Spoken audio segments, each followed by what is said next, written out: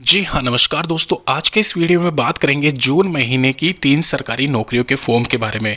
Total मिला के 70 से 80 हज़ार के वैकेंसीज़ इस बार यहाँ पे जून महीने में अवेलेबल रहने वाली है, जिनके एप्लीकेशन फॉर्म कईयों के मई में स्टार्ट हो चुके हैं, 15 मई 20 मई से कईयों के स्टार्ट होने वाले हैं जून महीने में।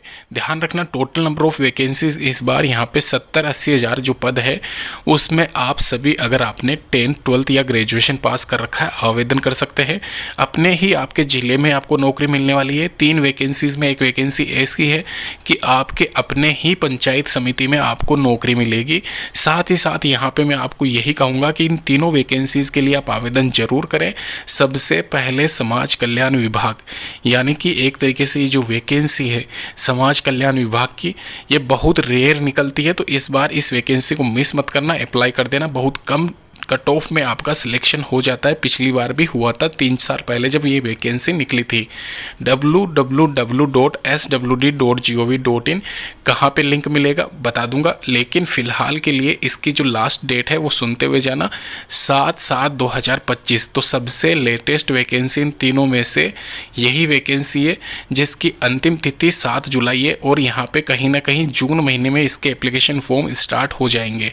अगर बात की जाए इसमें वैकेंसीज़ के बारे में कौन कौन से पद आते हैं, तो मैं आपको बता दूं यहाँ पे आपके काम के कौन कौन से पद है। असिस्टेंट ग्रेड सेकंड 5300 वैकेंसीज़ है। कंप्यूटर ऑपरेटर 2400 वैकेंसीज़ है। इसके अलावा ये छोड़ देना, ये ऊपर वाला जो है मैनेजर डेटा सेंट्रल ऑपरेशनल वाला 3150, ये पकड़ लीजिए। तो यहाँ पे आपको अप्लाई करना है। वैसे तो सभी पोस्ट के लिए आप आवेदन कर सकते हो अगर आपके पास में क्वालिफिकेशन है, लेकिन मेन मैंने आपको बता दिया है। नीचे वाले ये दोनों जो है यही आपके लिए काफ़ी रहेगा। अगर आप अप्लाई करते हो, आपने थोड़ी बहुत पढ़ाई कर रखी है SSC 10+2 या फिर CGL की, तो आप आसानी से यहाँ पे इस पेपर को निकाल सकते हो। एग्जामिनेशन होगा, ध्यान रखना। जो जिस वैकेंसी के लिए नहीं होगा उसके लिए मैं पहले ही बता दूंगा। फिलहाल के लिए इस वैकेंसी के लिए एग्जामिनेशन टेंटेटिव है, सिंगल पेपर होगा। सैलरी की बात की जाए, बहुत ही अच्छी खासी सैलरी यहाँ पे आपको मिलेगी। ऑफिसर स्केल के लिए 38,300 के आसपास per month starting salary. Probation के दौरान भी आपको सेंट्रल वाली वैकेंसी है, तो इस हिसाब से आपको सैलरी मिलेगी। और असिस्टेंट के पोस्ट पर भी आपको ये मान के चले 22-23 हज़ार स्टार्टिंग के 2 साल तक रहेंगे, उसके बाद में ये डबल हो जाएंगे। तो प्रोबेशन पीरियड यहाँ पे फिलहाल के लिए नहीं है, लेकिन फिर भी आपकी सैलरी यहाँ पे अच्छी खासी आपको दी जा रही है स्टार्टिंग महीने से। साथ ही साथ यहाँ पे आपके जो भी रिक्वायर्ड डॉक्यूमेंट की लिस्ट है वो नीचे मेंशन की गई है। एज आपकी 1 जनवरी 2025 तक 40 साल से ऊपर नहीं चाहिए, यानी कि जानी नहीं चाहिए 40 साल से ऊपर। और 18 से 40 साल के बीच में अगर आप आते हो रिलैक्सेशन के साथ में, तो आप अप्लाई कर सकते हो। नीचे वाली दोनों वैकेंसी फिर से बता रहा हूँ, यही मोस्ट इंपॉर्टेंट है आपके लिए। इन दोनों को आप मिस मत करना, अप्लाई जरूर करना इन दोनों वैकेंसीज़ के लिए। एक दोस्तों यहाँ पे अगर आप आर्मी में जाना चाहते हो, अगर आप आर्मी भर्ती की तैयारी कर रहे हो, तो CRPF में और BSF दोनों में यहाँ पे ये वैकेंसी अवेलेबल है। 25,200 वैकेंसी तो CRPF अकेले इसमें अवेलेबल है।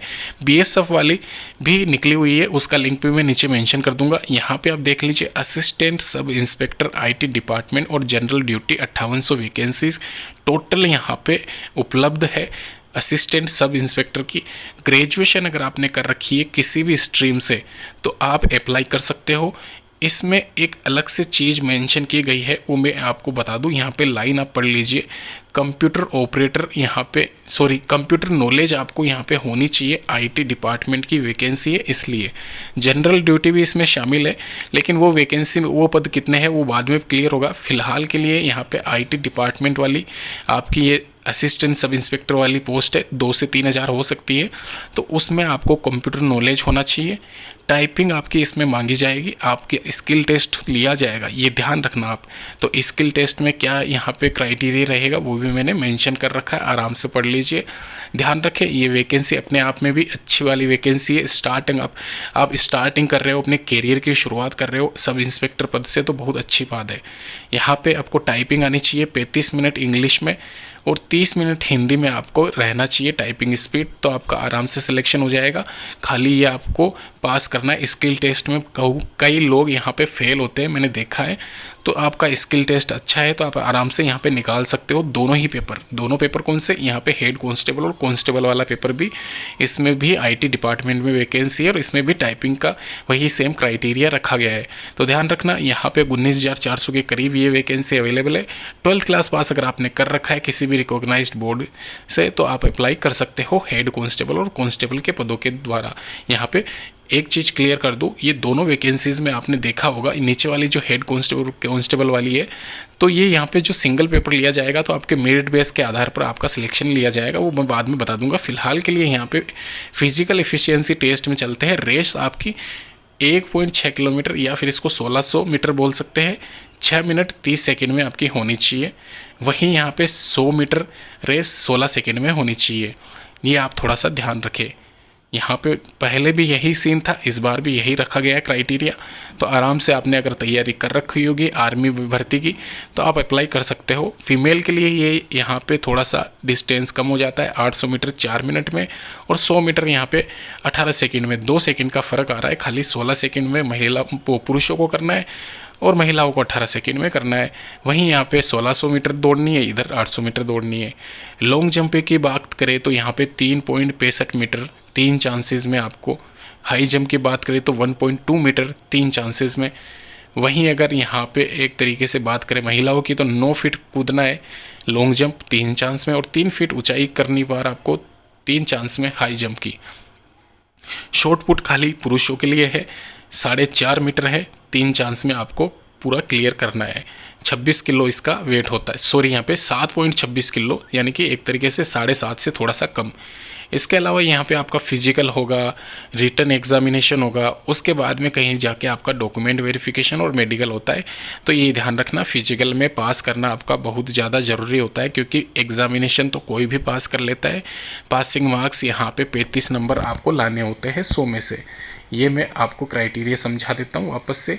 पासिंग मार्क्स लिखा हुआ है 35 और यहाँ पे 35 ये मान के चलना परसेंटेज है, नंबर नहीं है। यानी कि 200 मार्क्स का ये पेपर है तो आपको 70 नंबर लाना ही पड़ेंगे 200 में से।